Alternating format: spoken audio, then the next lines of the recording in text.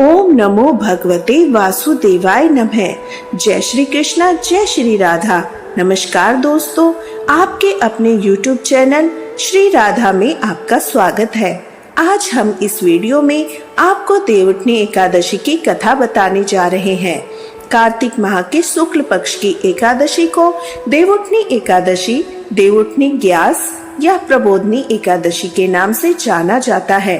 धार्मिक मान्यताओं के अनुसार इसी दिन भगवान श्री हरि राजा बलि के राज्य से चतुर्मास का विश्राम पूरा कर बैकुंठ लौटे थे। इसी के साथ इसी दिन तुलसी विवाह का पर्व भी संपन्न होता है। आइए जानते हैं इसकी पौराणिक कथा। एक बार भगवान श्री कृष्ण ने कहा, हे अर्जुन, तुम मेरे बड़े ही प्रिय सखा हो।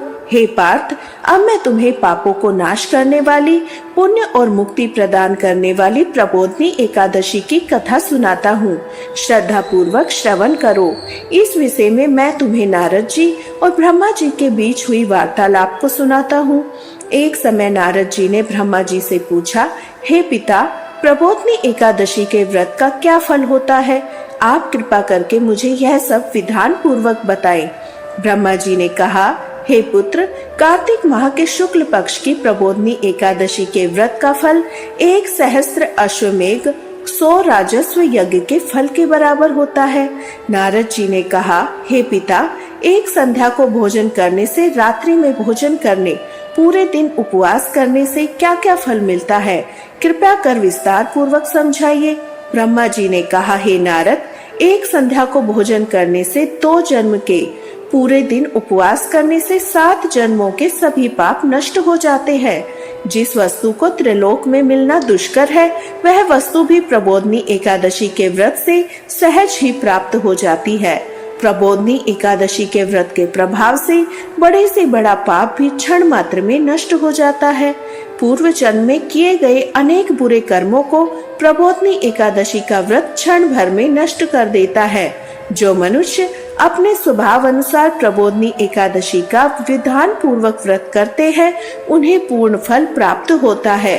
हे पुत्र, जो मनुष्य श्रद्धा पूर्वक इस दिन किंचित मात्र पुण्य करते हैं, उनका वह पुण्य पर्वत के समान अटल हो जाता है। जो मनुष्य अपने हृदय के अंदर ही ऐसा ध्यान करते हैं कि प्रबोधनी एकादशी का व्रत करूंगा, उनके 100 जन्म के पाप नष्ट हो जाते हैं। जो मनुष्य प्रबोधनी एकादशी को रात्रि जागरण करते हैं, उनकी बीती हुई और आने वाली 10 पीढ़ियां विष्णु लोक में जाकर वास करती है। नरक में अनेक कष्टों को भोगते हुए उनके पितृ विष्णु लोक में जाकर सुख भोगते हैं। हे नारद, ब्रह्म हत्या आदि विकट पाप भी प्रबोधनी एकादशी के दिन रात्रि को जागरण करने से नष्ट हो जाते हैं। प्रबोधनी एकादशी को रात्रि को जागरण करने का फल अश्वमेध यज्ञ से भी बड़ा होता है। सभी तीर्थों में जाने, गो, स्वर्ण भूमि आदि के दान का फल प्रबोधनी एकादशी की रात्रि के जागरण के फल के बराबर होता है। हे पुत्र, इस संसार में उसी मनुष्य का जीवन सफल है जिसने प्रबोधनी एकादशी के व्रत द्वारा अपने कुल को पवित्र किया है। संसार में जितने भी तीर्थ है, जितने भी तीर्थों की आशा की जा सकती है, वह प्रबोधनी एकादशी का व्रत करने वाले के घर में रहते हैं। प्राणी को सभी कर्मों को त्यागते हुए भगवान श्री हरि की प्रसन्नता के लिए कार्तिक माह की प्रबोधनी एकादशी का व्रत अवश्य करना चाहिए। जो मनुष्य इस एकादशी व्रत को करता है, वह धनवान, योगी, तपस्वी, इंद्रियों को जीतने वाला होता है, क्योंकि एकादशी भगवान विष्णु को अत्यंत प्रिय है। इस व्रत के प्रभाव से मनुष्य जन्म मरण के चक्र से मुक्त हो जाता है। इस एकादशी व्रत के प्रभाव से कायिक, वाचिक, मानसिक तीनों प्रकार के पापों का शमन हो जाता है। इस एकादशी के दिन जो मनुष्य भगवान विष्णु की प्राप्ति के लिए दान, तप, होम, यज्ञ आदि करते हैं, उन्हें अनंत पुण्य की प्राप्ति होती है। प्रबोधनी एकादशी के दिन भगवान श्री हरि का पूजन करने के बाद यौवन तथा वृद्धावस्था के सभी पाप नष्ट हो जाते हैं। इस एकादशी की रात्रि को जागरण करने का फल सूर्य ग्रहण के समान स्नान आदि के फल से सहस्त्र गुना ज्यादा होता है। मनुष्य अपने जन्म से लेकर जो पुण्य करता है, वह पुण्य प्रबोधनी एकादशी के व्रत के पुण्य के समान है। जो मनुष्य प्रबोधनी एकादशी का व्रत नहीं करता उनके सभी पुण्य व्यर्थ हो जाते हैं। इसलिए हे पुत्र, तुम्हें भी विधान पूर्वक भगवान विष्णु का पूजन करना चाहिए। जो मनुष्य कार्तिक माह के धर्म परायण होकर अन्य व्यक्तियों का अन्न नहीं खाते, उन्हें चंद्रायन व्रत के फल की प्राप्ति होती है। कार्तिक माह में प्रभु दान आदि से उतने प्रसन्न नहीं होते जितने की शास्त्रों की कथा सुनने से प्रसन्न होते हैं। कार्तिक माह में जो मनुष्य प्रभु की कथा को थोड़ा समय पढ़ते हैं, सुनते हैं, उन्हें 100 गायों के दान के फल की प्राप्ति होती है। ब्रह्मा जी की बात सुनकर नारद जी बोले, हे पिता, अब आप एकादशी व्रत का विधान कहिए। कैसा व्रत करने से किस पुण्य की प्राप्ति होती है, कृपया यह भी समझाइए। नारद जी की बात सुनकर ब्रह्मा जी बोले, हे पुत्र, इस एकादशी के दिन मनुष्य को ब्रह्म मुहूर्त में उठ जाना चाहिए। स्नान आदि से निवृत्त होकर व्रत का संकल्प करना चाहिए। उस समय भगवान विष्णु से प्रार्थना करनी चाहिए कि हे प्रभु, आज मैं निराहार रहूंगा, दूसरे दिन भोजन करूंगा, इसलिए आप मेरी रक्षा करें। इस प्रकार प्रार्थना करके भगवान का पूजन करना चाहिए, व्रत प्रारंभ करना चाहिए। उस रात्रि को भगवान के समीप गायन, नृत्य, बाजे, कथा कीर्तन करते हुए रात्रि व्यतीत करनी चाहिए। प्रबोधनी एकादशी के दिन कृपणता को त्याग कर बहुत से पुण्य अगर धूप आदि से भगवान की आराधना करनी चाहिए। शंख के जल से भगवान को अर्घ्य देना चाहिए। इसका फल तीर्थ दान आदि करोड़ों गुना बढ़ जाता है। जो मनुष्य अगस्त पुष्प से भगवान का पूजन करते हैं, उनके समान इंद्र भी हाथ जोड़ता है। कार्तिक माह में जो बिल्व पत्र से भगवान का पूजन करते हैं, उन्हें अंत में मुक्ति मिलती है। कार्तिक माह में जो मनुष्य तुलसी जी से भगवान का पूजन करते हैं, उन्हें 10,000 जन्मों के सभी पाप नष्ट हो जाते हैं। जो मनुष्य इस माह में श्री तुलसी जी के दर्शन करते हैं या स्पर्श करते हैं, ध्यान करते हैं, कीर्तन करते हैं या रोपण करते हैं, सेवा करते हैं, वे 1000 कोटि युग भगवान विष्णु के लोक में वास करते हैं। जो मनुष्य तुलसी का पौधा लगाते हैं, उनके कुल में जो पैदा होते हैं, वे प्रलय के अंत तक विष्णु लोक में रहते हैं। जो मनुष्य भगवान का कदम्ब पुष्पों से पूजन करते हैं, वह यमराज के कष्टों को नहीं पाते। सभी कामनाओं को पूर्ण करने वाले भगवान विष्णु कदम्ब पुष्प को देखकर अत्यंत प्रसन्न होते हैं। यदि उनका कदम्ब पुष्प से पूजन किया जाए तो इससे उत्तम बात कोई नहीं होती। जो गुलाब के पुष्प से भगवान का पूजन करते हैं, उन्हें निश्चय ही मुक्ति प्राप्त होती है।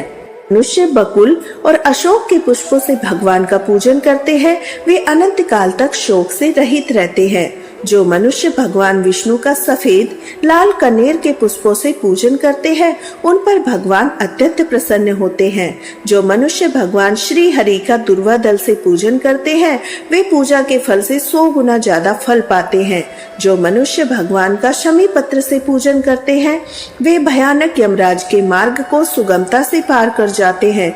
जो मनुष्य चंपक पुष्प से भगवान का पूजन करते हैं, वे जीवन मृत्यु के चक्र से मुक्त हो जाते हैं। जो मनुष्य स्वर्ण का बना हुआ केतकी पुष्प भगवान को अर्पित करते हैं, उनके करोड़ों जन्म के पाप नष्ट हो जाते हैं। जो मनुष्य पीले और रक्त वर्ण कमल के सुगंधित पुष्पों से भगवान का पूजन करते हैं, उन्हें श्वेत दीप में स्थान मिलता है। इस प्रकार रात्रि में भगवान का पूजन करके प्रातः काल शुद्ध जल की नदी में स्नान करना चाहिए। स्नान आदि के उपरांत भगवान की स्तुति करते हुए घर आकर भगवान का पूजन करने चाहिए। इसके बाद ब्राह्मणों को भोजन कराना चाहिए। दक्षिणा देकर आदर सहित उन्हें प्रसन्नता पूर्वक विदा करना चाहिए। इसके बाद गुरु की कृपा करनी चाहिए, गुरु की पूजा करनी चाहिए। ब्राह्मणों को दक्षिणा देकर नियम को छोड़ना चाहिए। जो मनुष्य रात्रि स्नान करते हैं, उन्हें दही और शहद दान करना चाहिए। जो मनुष्य फल की आशा करते हैं, उन्हें फल दान करना चाहिए। तेल की जगह घी, घी की जगह दूध, अन्नों में चावल दान करना चाहिए। जो मनुष्य इस व्रत में भूमि पर शयन करते हैं, उन्हें सब वस्तुएं सहित सैया दान करनी चाहिए। जो मनुष्य मौन धारण करते हैं, उन्हें स्वर्ण सहित तिल दान करना चाहिए। जो मनुष्य कार्तिक माह में खड़ाऊ धारण नहीं करते, उन्हें खड़ाऊ दान करने चाहिए। जो इस माह में नमक त्यागते हैं, उन्हें शक्कर दान करनी चाहिए। जो मनुष्य नित्य प्रति देव मंदिरों में दीपक जलाते हैं, उन्हें स्वर्ण या तांबे के दीपकों को घी और बत्ती सहित दान करना चाहिए। जो मनुष्य चतुर्मास व्रत में किसी वस्तु को त्याग देते हैं, उन्हें उस दिन से उस वस्तु को पुनः ग्रहण करना चाहिए। जो मनुष्य प्रबोधनी एकादशी के दिन विधि पूर्वक व्रत करते हैं, उन्हें अनंत सुख की प्राप्ति होती है, अंत में स्वर्ग को जाते हैं। जो मनुष्य चतुर्मास व्रत को बिना किसी बाधा के पूर्ण कर लेते हैं, उन्हें दोबारा जन्म नहीं लेना पड़ता। जिस मनुष्यों का फल खंडित हो जाता है या व्रत खंडित हो जाता है, उन्हें दोबारा प्रारंभ कर लेना चाहिए। जो मनुष्य इस एकादशी के महात्म्य को सुनते और पढ़ते हैं, उन्हें अश्वमेघ यज्ञ के फल की प्राप्ति होती है। यह व्रत अति महत्वपूर्ण है। भगवान श्री हरि की भक्ति में लीन होने के लिए यह सबसे उत्तम व्रत है। गृहस्थ व्यक्ति चतुर्मास में भगवान विष्णु की भक्ति का पूरा लाभ उठा सकते हैं। बोलिए लक्ष्मीपति भगवान श्री हरि की जय। ग्रंथों के अनुसार भगवान विष्णु को तुलसी दल अति प्रिय है, इसलिए उनकी पूजा में तुलसी ना हो तो वह पूजा या भोग स्वीकार नहीं करते। इसलिए भगवान विष्णु के व्रत में तुलसी का प्रयोग जरूरी है। साथ ही एकादशी व्रत के पारण के लिए तुलसी पत्र को मुंह में डालकर रखना चाहिए। इससे अखंड सौभाग्य, आरोग्य और संतान सुख की प्राप्ति होती है। तुलसी से जुड़ी एक कथा बहुत प्रचलित है। श्रीमद् भागवत पुराण में इनके अवतरण की दिव्य लीला कथा भी बताई गई है। एक बार शिव ने अपने तेज को समुद्र में फेंक दिया था। उससे एक महातेजस्वी बालक ने जन्म लिया। यह बालक आगे चलकर जालंधर के नाम से पराक्रमी दैत्य बन बैठा। इसकी राजधानी का नाम जालंधर नगरी था। दैत्यराज कामनेमी की कन्या वृंदा का विवाह जालंधर से हुआ। जालंधर महाराजा था। अपनी सत्ता के मद में चूर उसने माता लक्ष्मी को पाने की कामना से युद्ध किया, परंतु समुद्र से ही उत्पन्न होने के कारण माता लक्ष्मी ने उसे अपने भाई के रूप में स्वीकार कर लिया। वहां से पराजित होकर वह देवी पार्वती को पाने की लालसा में कैलाश पर्वत पर गया। भगवान देवाधिदेव शिव का ही रूप धरकर वह माता पार्वती के समीप गया, परंतु माँ ने अपने योग्य बल से उसे तुरंत पहचान लिया। वहां से अंतर्धान हो गई। देवी पार्वती ने क्रोधित होकर सारा वृतांत भगवान विष्णु को सुनाया। जालंधर की पत्नी वृंदा अत्यंत पतिव्रता स्त्री थी। उसी के पतिव्रत धर्म की शक्ति से जालंधर ना तो मारा जा सकता था और ना ही पराजित होता था। इसलिए जालंधर का नाश करने के लिए वृंदा के पतिव्रत धर्म को भंग करना जरूरी था। इसी कारण भगवान विष्णु ऋषि का वेश धारण करके वन में जा पहुँचे। वहाँ वृंदा अकेले भ्रमण कर रही थी।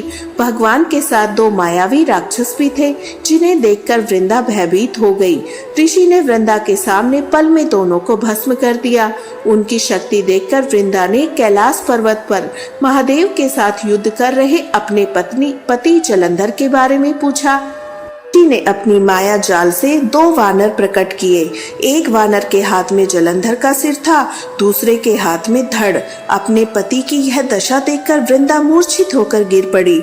होश में आने पर उन्होंने ऋषि रूपी भगवान से विनती की वह उसके पति को जीवित करे। भगवान ने अपनी माया से पुनः जालंधर का सिर धड़ से जोड़ दिया, परंतु स्वयं भी वह उसी शरीर में प्रवेश कर गए। वृंदा को इस छल का जरा सा भी आभास नहीं हुआ। जालंधर बने भगवान के साथ वृंदा पतिव्रता का व्यवहार करने लगी, जिससे उसका सतीत्व भंग हो गया। ऐसा होते ही वृंदा का पति जालंधर युद्ध में हार गया। इसी सारी लीला का जब वृंदा को पता चला तो उसने क्रोधित होकर भगवान विष्णु को शिला होने का श्राप दे दिया और स्वयं सती हो गई। जहाँ वृंदा भस्म हुई वहाँ तुलसी का पौधा उगा। भगवान विष्णु ने वृंदा से कहा, हे वृंदा, तुम अपने सतीत्व के कारण मुझे लक्ष्मी से भी अधिक प्रिय हो गई हो। अब तुम तुलसी के रूप में सदा मेरे साथ रहोगी, पूरे विश्व में पूजी जाओगी। जो मनुष्य मेरे शालिग्राम रूप के साथ तुलसी का विवाह करेगा, उसे इस लोक परलोक में विपुल यश की प्राप्ति होगी। जिस घर में तुलसी होती है वहाँ यम के दूत भी समय नहीं जा पाते। गंगा व नर्मदा के जल में स्नान तुलसी का पूजन करने के बराबर माना जाता है। चाहे मनुष्य कितना भी पापी क्यों न हो, मृत्यु के समय उसके प्राण मंजरी रहित तुलसी और गंगा जल मुख में रखकर ही प्राण निकलते हैं।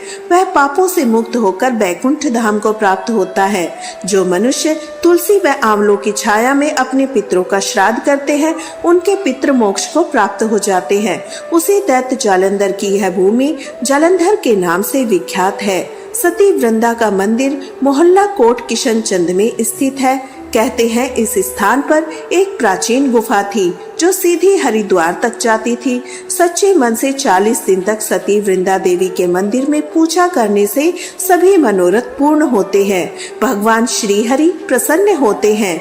बोलिए तुलसी माता की जय। भगवान श्री नारायण की जय। ओम नमो भगवते वासुदेवाय नमः। जय श्री कृष्णा, जय श्री राधा।